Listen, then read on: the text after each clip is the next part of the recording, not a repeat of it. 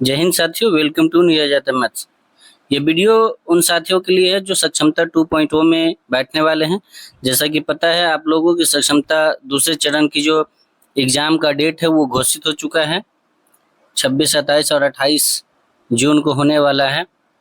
तो उसमें जो है बहुत सारे सब्जेक्ट से सवाल पूछे जाते हैं, जिसमें से एक सब्जेक्ट होता है टीचिंग एप्टीट्यूड का, जिसको आप शिक्षण कौशल कहते हैं। टीचिंग एप्टीट्यूड का हिंदी होता है शिक्षण कौशल, जो कि रिलेटेड होता है एक शिक्षक से कि वो अपने बच्चों को फ्रूटफुल एजुकेशन देने के लिए किस तरीके का अपना कौशल, अपने स्किल्स का काम करते हैं, अपने बच्चों के बीच उनके प्रॉब्लम को सॉल्व करने के लिए किस तरीके से अप्रोच करते हैं, उसी को टीचिंग एप्टीट्यूड कहा गया है।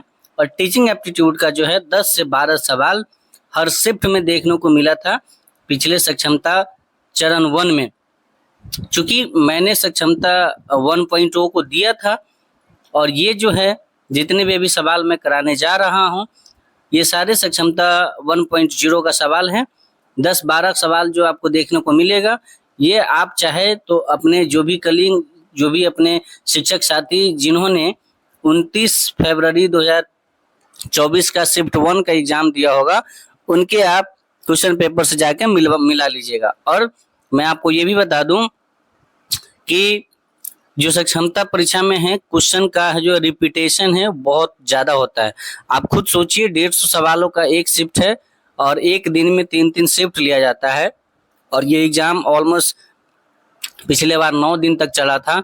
तो आप समझ सकते हैं कि कितने क्वेश्चन का कलेक्शन करना होता है बीएसईबी को। तो इतना क्वेश्चन का कलेक्शन कर पाना, कहाँ से वो क्वेश्चन लाएगा? तो क्वेश्चन को रिपीट किया जाता था।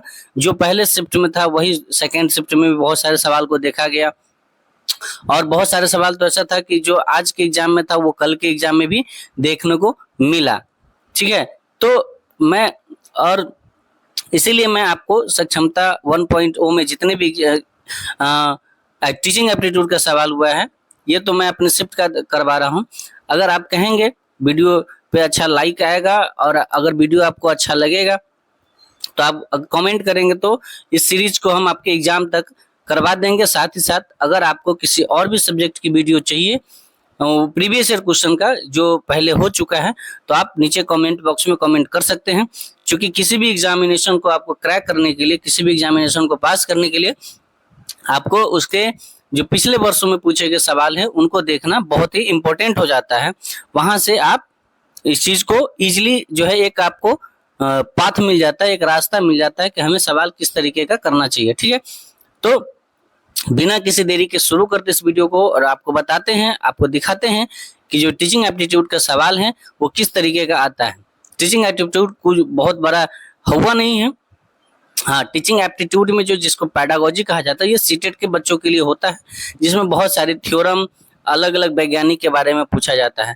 बट इसमें जो है आपका टीचर और स्टूडेंट के बीच एक अच्छा टू वे कम्युनिकेशन होना चाहिए। टीचिंग जो है एक फ्रूटफुल हो, टीचिंग जो है इंटरेस्टिंग कैसे आप बना सकते हैं, बच्चों को में सिखाने की जो ललक है वो कैसे आप कर सकते हैं। तो वो आप ऑलरेडी 5 साल, 10 साल, 2 साल से 3 साल से जो है कहीं ना कहीं टीचिंग कर रहे होंगे और टीचर होंगे, इसीलिए ये एग्जाम दे पा रहे हैं। तो आप इसको भली भांति जानते हैं। तो चलिए बिना किसी देरी के इस वीडियो को हम शुरू करते हैं। और ये वीडियो आप अंत तक हो सकता है जितना मैंने शुरू में बताया वो इंट्रोडक्शन आप देखें ना देखें, लेकिन जब से क्वेश्चन हुआ है उससे लेकर और आखिरी तक आप देखें और खुद आप कैलकुलेट करें कि इसमें से कितने सवाल आप खुद से कर सकते हैं। ठीक है, फिर मैं आपको इसमें डिस्कशन करूंगा कि किस टाइप के सवाल को कैसे सॉल्व करना होता है, और इसी टाइप के अप्रोच आप एग्जाम में लगाएंगे और आपका 10 से 12 सवाल जो है कहीं नहीं गया। तो बिना किसी देरी के शुरू करते इस वीडियो को। और एक छोटा सा रिक्वेस्ट कि यदि आप इस चैनल पर नए होएगा तो इसी तरीके के वीडियो आप गणित सीखने के लिए या फिर परीक्षा से रिलेटेड कोई भी वीडियो के लिए आप इस चैनल को सब्सक्राइब कर सकते हैं। वीडियो अच्छी लगे तो लाइक कर दीजिएगा, कमेंट करिएगा, अपने दोस्तों के पास जो एग्जाम देने वाले हैं उनके पास शेयर कर दीजिएगा। तो चलिए शुरू करते हैं। चलिए आज का पहला सवाल है, आप सवाल पढ़िएगा। देखिए, शिक्षण कौशल के लिए सवाल का हिंदी से ज्यादा इंग्लिश में होना बेहतर है, क्योंकि हिंदी में बहुत ऐसे वर्ड होते हैं जो काफी कठिन होते हैं, आप नहीं सुने होते हैं, लेकिन अंग्रेजी में आप इजीली उसको समझ लेते हैं। सॉरी, सवाल कह रहा है कि निम्नलिखित में से कौन सी योजना विद्यार्थियों को गणितीय प्रश्नों को हल करने का शिक्षण देने के लिए सर्वाधिक उपयुक्त है। Which of the following is most appropriate strategy for teaching a student to solve mathematical problem. यानी मैथमेटिक्स को सॉल्व करने के लिए निम्नलिखित में से जो 4 ऑप्शन दिए गए हैं उसमें से गणितीय प्रश्नों को सॉल्व करने के लिए कौन सा जो ऑप्शन होगा वो बहुत सटीक बैठेगा। ठीक है, तो चलिए हम सवाल का चारों ऑप्शन देख लेते हैं। देखिए, इसको छोटा हम कर देते हैं, आप देख लीजिएगा। देखिए, पहला ऑप्शन कह रहा है, इसको आप देखिएगा कि बोल रहा है कि अनुमान और सत्यापन अभिगम को कड़ाई से हतोत्साहित किया जाना चाहिए। देखिए, कुछ कुछ वर्ड पर आप ध्यान दीजिएगा, मैं आपको बताता हूं, उसको आप ध्यान रखिएगा। तो टीचिंग एप्टीट्यूड का जो है 80% सवाल ऐसे ही है। देखिए, कभी भी कड़ाई शब्द निगेटिव टैगवर्ड होता है। आपको हार्डनेस का जो शब्द है ये इस्तेमाल बच्चों के बीच में नहीं करना है, क्योंकि आपको भी पता है कि जो है बच्चों पे किसी भी तरीके से प्रताड़ित नहीं करना है, चाहे वो आप उसको कुछ अपशब्द कहें पहले के बार में जो उसको नीचा दिखाने के लिए, और पीटना तो आपको बिल्कुल नहीं। हतोत्साहित और प्रोत्साहित में समझिए, प्रोत्साहित मतलब होता है कि बच्चों को मनोबल को बढ़ावा देना, और हतोत्साही मतलब कि उसको नीचा दिखाना। तो जब भी आपको हतोत्साहित शब्द आए तो इस ऑप्शन को आप सीधा काट दीजिए। ठीक है, दूसरा, इसका भी 2 कारण है। हतोत्साहित अगर निगेटिव वर्ड का यूज करे तो वो गलत हो जाएगा, लेकिन पॉजिटिव टाइप में होगा तो सही होगा। लेकिन हतोत्साहित जो है जनरली जो है डिस्करेज यानी बढ़ावा नहीं देना, वो गलत हो जाता है। दूसरा देखिएगा, प्रारंभ में ही दिए गए प्रश्न के समूह को हल करने के लिए, इस ऑप्शन को पढ़िएगा, हल करने के लिए आवश्यक सूत्रों। देखिए, कभी भी आप जो है मैथमेटिक फॉर्मूला रटने की बात नहीं कही जाती है। ठीक है, सबसे पहले शुरुआत में, तो इस तरीके के भी आपको ऑप्शन जो है गलत हो जाएगा। जैसे कि किसी सवाल को आप दिए और फटाक से बोला कि आप फॉर्मूला यूज कर लो, नहीं, पहले उसमें आप बच्चों को जो है उसको पूरा फ्री दीजिए कि आप सोच सकते हैं, आप अपना जो माइंड है लगाइए, और कितना ज्यादा आप सोच सकते हैं सवाल को करने के लिए उस पर ध्यान दीजिए। ठीक है, तो दूसरा भी गलत हो गया। तीसरा देखिएगा, कह रहा है कि अध्यापक को शुरू में ही समस्या के हल प्राप्त करने के चरणों की व्याख्या करनी चाहिए। देखिए, व्याख्या करने का मतलब कि अपना लेक्चर स्टार्ट में ही समस्या को हल प्राप्त करने के लिए, ऐसा नहीं कि शुरुआती में आप लेक्चर दे दीजिए। मतलब देखिए, जहां भी आपको अगर बच्चों से प्रोडक्टिविटी निकलवाना है तो वहां आप सवाल देके बच्चों पे छोड़िए और बच्चों को उसमें एक्टिव करिए, बच्चों को उसमें जो है इन्वॉल्व करिए। तो ये भी सवाल जो है ये भी आंसर गलत है। ऑप्शन नंबर 4 हमारा कहता है student should be encouraged to view a problem from many perspectives.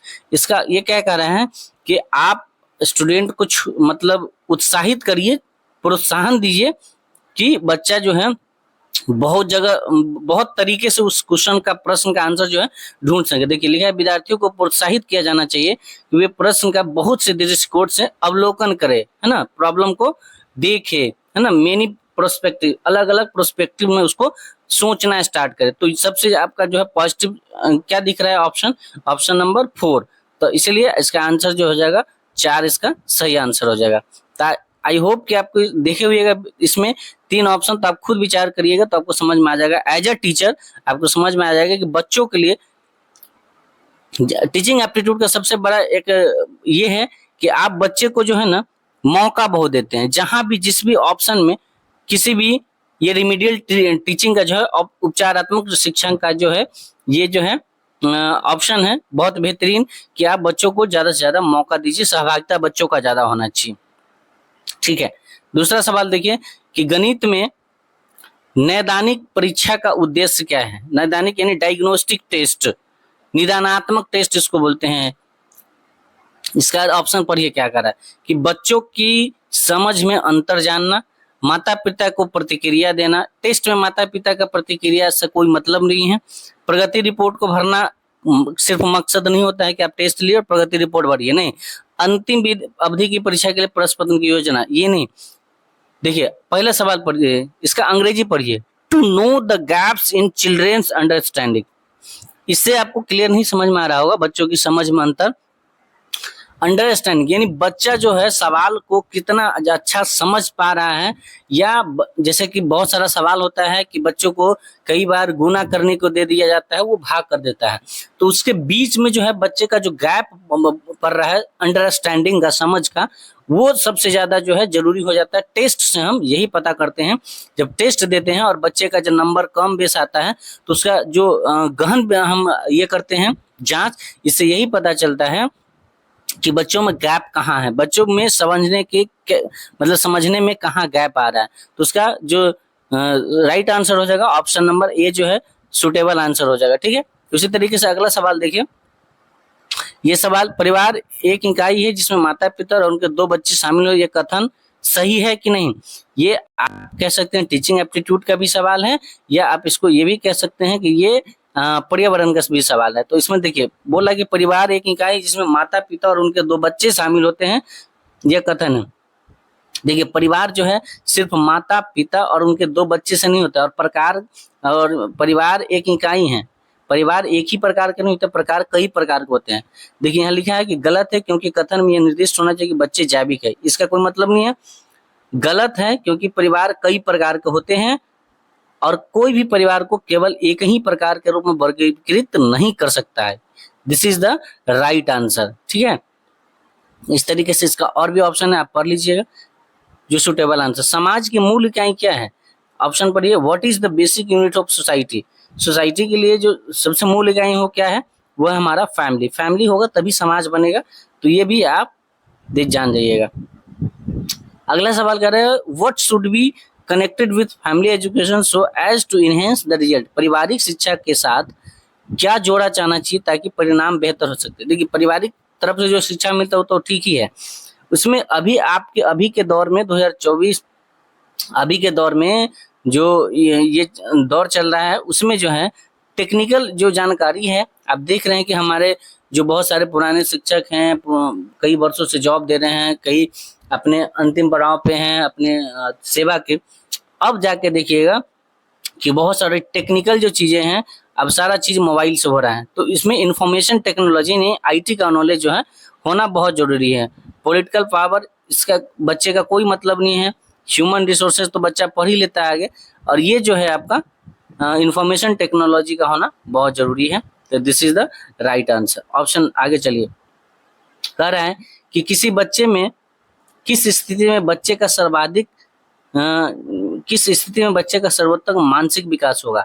देखिए बच्चे को हमेशा उनकी गलती पर डांटना कभी ये नहीं होता, ये एकदम निगेटिव है। जैसा ही डांटने जैसा शब्द आ गया एकदम वो आंसर गलत होगा तो होगा। अगर बच्चों के विकास में, बच्चों के एजुकेशन में, बच्चों के शिक्षा देने की स्किल्स में अगर उसको डांटने पीटने की बात आती है तो वो आंसर किसी भी हरगिज में नहीं होगा, ये आप समझ के चलिएगा। उसके बाद घर में बच्चे को हमेशा तनावपूर्ण बच्चा अगर रहेगा, बच्चा क्या कोई भी इंसान अगर तनावपूर्ण रहेगा तो वो कोई भी काम नहीं कर पाएगा। गंभीर स्थिति प्रदान करने की बच्चे को समन का आभास होता है, ये भी गलत आंसर हो गया। उसके बाद हम अगले आंसर की तरफ बढ़ते हैं। कह रहे हैं कि घर में ऐसी स्थिति प्रदान करे जहां बच्चा बिना किसी डर, देखिए बिना किसी डर और झिझक के अपने विचार माता पिता और बड़ों के साथ साझा कर सके। ये विचार, ये इतनी इम्पैक्टफुल है, चीजें हैं बच्चों के लिए। सबसे ज्यादा इंप्रूवमेंट अगर बच्चे को होते हैं जब उनके माता पिता उनको as a teacher, as a friend बन के जो है, एक घर का माहौल ऐसा होना चाहिए जिसमें कि बच्चे को अपने बड़ों से कुछ कहने के लिए डर नहीं लगे, झिझक नहीं लगे। वो बच्चा हमेशा बहुत ही अच्छा परफॉर्म करता है अपने जीवन में। ठीक है, ऐसा परिवार जहां पितृसत्ता की गहरी भावना होती है और डर के कारण यह संचार, जब ये डर जैसा शब्द आया तो बच्चे का विकास संभव ही नहीं है। This is the right answer. Option number 3 will be correct answer. अगला सवाल देखिएगा कि बच्चों की शिक्षा के वाइगोत्स्की द्वारा वाइगोत्स्की के सिद्धांत का अनुप्रयोग। वाइगोत्स्की कौन थे, तो वाइगोत्स्की एक जो है मनोवैज्ञानिक थे। इसको वाइगोत्स्की जीन पियाजे, इसे आपको सीटेट में पढ़ना होता है, चाइल्ड डेवलपमेंट एंड पेडागोजी में। वाइगोत्स्की का कहना था कि बच्चे का जो है विकास के लिए, बच्चों की शिक्षा के लिए जो अनुप्रयोग है, जो उसमें क्या कहते हैं एप्लीकेशन है, उसमें सहयोगात्मक अधिगम ज्यादा है, कोलैबोरेटिव लर्निंग, यानी एक दूसरे के सहयोग से बच्चा जो है ज्यादा सीखता है। तो इसका आंसर हो जाएगा option number A will be correct answer. चलिए अगले सवाल की तरफ बढ़ते हैं। निम्नलिखित में से स्वाधीनता वाले विद्यार्थियों की विशिष्ट विशेषता कौन सी है? अब देखिए स्वाधीनता, और यहाँ पे आप पढ़िएगा अंग्रेजी में तो समझ में आएगा, typical characteristic student having autism. इसका आंसर क्या हो जाएगा? यानी जो टिपिकल स्टूडेंट होते हैं उनकी क्या खासियत होती है? संवाद कौशल उच्च स्तर, ये नहीं होगा। बार बार दोहराव और आवर्ती व्यवहार, फ्रीक्वेंट रिपीटेड एंड, देखिए कोई बच्चा बहुत ज्यादा ये तेज होता है, उसका कारण क्या होता है कि वो किसी चीज को बार बार दोहराता है। प्रैक्टिस मेक्स मैन परफेक्ट, वो वाली शब्द है। कल्पना को तथ्य से अलग की श्रेष्ठ क्षमता, ये तीनों ऑप्शन जो है गलत हो जाएगा। समझ में आया? अगला सवाल देखिए, डैश के अलावा निम्नलिखित कारणों से खेल युवा बच्चों के विकास में एक महत्वपूर्ण भूमिका है। देखिए सवाल को पढ़िएगा, सवाल जैसे ही आप थोड़ा लैंग्वेज का खेल है, लैंग्वेज अगर थोड़ा मिसमैच हुआ तो आपका आंसर गलत हो जाएगा। देखिए क्या कर रहा है कि किसके अलावा निम्नलिखित कारणों से खेल युवा बच्चों के विकास में महत्वपूर्ण भूमिका है। देखिए ऑप्शन देखिए, वे अपने शरीर पर निपुणता प्राप्त करते, इसको इसके साथ इसको पढ़िएगा तो आपको समझ में आएगा। वे अपने शरीर पर निपुणता प्राप्त करते हैं के अलावा, ऐसा कोई मतलब ही नहीं बनता है। यह उनकी इंद्रियों को उत्तेजित करता है के अलावा कोई मतलब नहीं। देखिएगा, यह समय बिताने का एक सुखद तरीका है, यह समय बिताने का एक सुखद तरीका है के अलावा निम्नलिखित कारणों से युवा विकास में महत्वपूर्ण। देखिए खेल जो है, कोई भी जो खेल खेलता है तो खेल खेलने का जो समय होता है वो बच्चों का एकदम जो है उससे बेहतर कोई समय ही नहीं होता है समय बिताने का। आप जानते हैं कि हर बच्चा, हर इंसान अपने काम में व्यस्त होता है, लेकिन एक खेल का ही टाइम ऐसा होता है जिसमें इंसान पूरा फ्री होके, पूरा खुश होके जो है वो समय व्यतीत करता है। तो खेल जो है सुखद समय बिताने के अलावा और भी विकास में महत्वपूर्ण भूमिका निभाते हैं बच्चों के। समझ में आया? तो option number C will be correct answer हो जाएगा इसका। ठीक है। अगला सवाल देखिए, children acquire gender role through all of the following except, किसको छोड़ के अन्य सभी के द्वारा लिंग भूमिकाएं ग्रहण करते हैं? तो मीडिया से करते हैं, समाज से भी करते हैं, उसके बाद संस्कृति तो होता ही है, ट्यूशन से कोई मतलब नहीं है, ट्यूशन तो अपना लोग बच्चा पढ़ने के लिए जाता है आता है। मीडिया से आपको जेंडर के बारे में पता चलता है ना, समाज हमारा जो है कल्चर है वो बताता है। उसके बाद तो ये मीडिया को छोड़ के जो है अन्य सभी के द्वारा लिंग भूमिकाएं ग्रहण करते हैं बच्चे। ठीक है। अगला सवाल की तरफ पढ़िए, निम्नलिखित में से कौन सा शिक्षक द्वारा कक्षा में बच्चों के लिए समस्या हल करने के तरीकों का वर्णन नहीं कर सकता है? यानी कौन है इसमें से तरीका है जो बच्चों के जो है समस्या हल करने का बेहतर तरीका नहीं है? तो देखिए पढ़िए, किसी विशेष समस्या को हल करने के बारे में अपनी विचार प्रक्रियाओं पर चर्चा करना, कुछ हल करते समय गलतियों की प्रकृति के प्रति ईमानदार रहना, सोच विचार परीक्षण, है ना, और अभिसरण उत्तर वाले प्रश्न पूछा। देखिए आपको पढ़िएगा ना तो इस समय लगेगा कि सब आंसर इसका सही है। आप इसको पढ़िए, discuss your thought process about solving a particular problem. Particular जैसे ही आ गया तो एक खास की बात होने लगा। और जब भी बच्चे के विकास की बात हो, किसी सवाल को सॉल्व करने की तरीका हो तो किसी एक तरीका पे आपको आश्रित नहीं होता, पार्टिकुलर वहां पे जो है गलत ऑप्शन हो जाएगा। दूसरा कह रहा है be honest about making mistake while solving something. देखिए जब बच्चे को आप पढ़ा रहे हैं तो वहां जरूरी नहीं, बच्चे से आप एक्सपेक्ट नहीं करेंगे कि उसका 100% चीजें जो है सही हो। तो मिस्टेक मेकिंग वाइल सॉल्विंग के दौरान ऑनेस्ट बताए, बच्चा ईमानदारी से बताए, इसकी भी आप कल्पना नहीं कर सकते बच्चों से। सोच विचार परीक्षण और विभिन्न उत्तरों जैसे शब्दावली का ऐसा नहीं है कि बच्चा जब सॉल्व करेगा तो उस दौरान गलत होगा, उस ना एकदम जो भी सटीक बातें हैं, जो एकदम शब्दावली है, वोकैबुलरी है, उसका एकदम प्रयोग करेगा। ये तीनों आपका गलत हो गया। चौथा पढ़िए, ask question with convergent answer, अभिसरण उत्तर वाले प्रश्न पूछना। बच्चों को सॉल्विंग के समय जब आप अभिसरण उत्तर कहने का मतलब होगा जिसका एक से ज्यादा उत्तर हो, ठीक है, बच्चे अलग अलग आंसर आप बच्चे दे सके, उसमें क्या होगा कि बच्चों की सहभागिता ज्यादा होगी, ज्यादा से ज्यादा बच्चे भाग उसमें लेंगे। समझ में आ गया? तो इसलिए इसका आंसर जो हो जाएगा क्या हो जाएगा, ऑप्शन नंबर 4 इसका करेक्ट आंसर हो जाएगा। चलिए अगले सवाल की तरफ बढ़िए। कह रहा है निम्नलिखित में से कौन सा शिक्षक की भूमिका का सबसे अच्छा वर्णन करता है, यानी शिक्षक की सबसे बेस्ट भूमिका किस तरीके के शिक्षक को आप मानते हैं। तो चलिए सवाल पढ़िए। Teacher most important role in the classroom is to maintain discipline. देखिए अगर टीचर डिसिप्लिन मेंटेन करने लगे तो बहुत सारे बच्चे जो हैं डरना शुरू हो जाते हैं। तो डिसिप्लिन के बारे में कहीं भी अनुशासन, क्लास में अनुशासन की पूरी तरीके से बात नहीं है, सबसे महत्वपूर्ण भूमिका में अनुशासन नहीं है, ठीक है, इस बात को आप समझिएगा। दूसरा बोल रहा है a teacher should adhere to the prescribe text book. कभी भी टीचर को टेक्स्ट बुक पे मतलब फोर्स नहीं करना चाहिए। जब बच्चे को विकासात्मक आप विकास चाहते हैं, आप चौतरफा विकास चाहते हो, वहां आपको पाठ्य पुस्तक को बाद में रखना होता है एज ए करिकुलम, ना कि इसको मेन मान्यता देना होता है। पाठ्यक्रम को समय पर पूरा करने के साथ साथ दोहराने के लिए पर्याप्त समय देना महत्वपूर्ण है। उसके बाद आराम के लिए जगह, ठीक है, ये भी जो है आपको completing the syllabus, complete syllabus करना टीचर का मेन उद्देश्य नहीं होना चाहिए टीचिंग का। ऑप्शन नंबर 4 है क्रिएटिंग रिलैक्स स्पेस।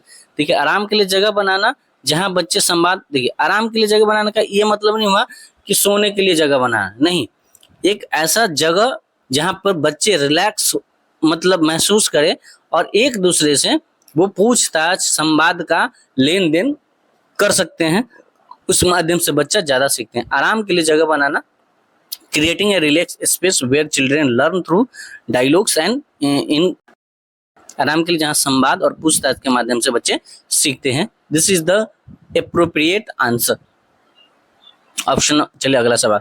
निम्नलिखित में से कौन सा गणित शिक्षण का सर्वाधिक उपयुक्त तरीका है? गणित पढ़ने का, गणित शिक्षण का सबसे बेस्ट उपयुक्त इस ऑप्शन में से कौन सा? देखिए लिखिए, पढ़िए।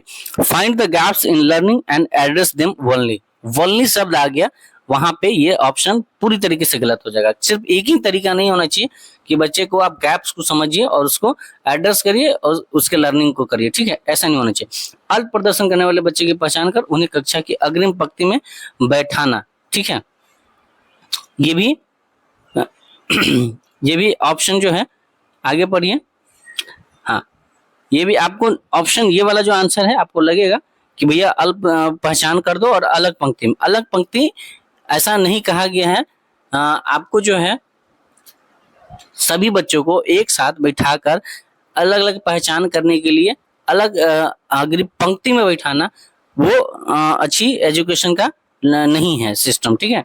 एक जैसे उपक्रम दौरान प्रत्येक विद्यार्थी को, देखिए कभी भी सभी विद्यार्थी को आप एक जैसे ट्रीट नहीं कर सकते हैं, एक अप्रोच में नहीं कर सकते हैं, ठीक है ना।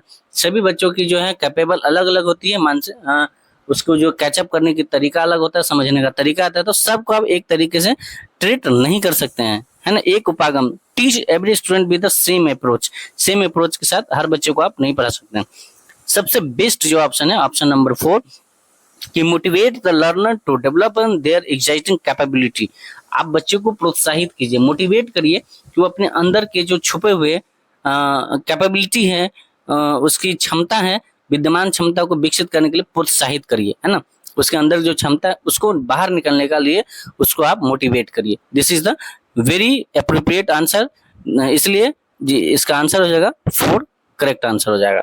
चले, कक्षा में गणितीय वार्तालाप को प्रोत्साहित करने का सबसे उपयुक्त उद्देश्य निम्नलिखित में से कौन सा हो सकता है ना। वार्तालाप को प्रोत्साहित करने के लिए देखिए उपयोग करते समय बोलते हैं सटीक भाषा, सटीक भाषा का उपयोग नहीं जरूरी है, ठीक है। टीचिंग में बच्चे जब कुछ सीखेंगे तो वहां गलतियां करेंगे, तो वहां सटीक शब्द का होना नेगेटिव दर्शाता है।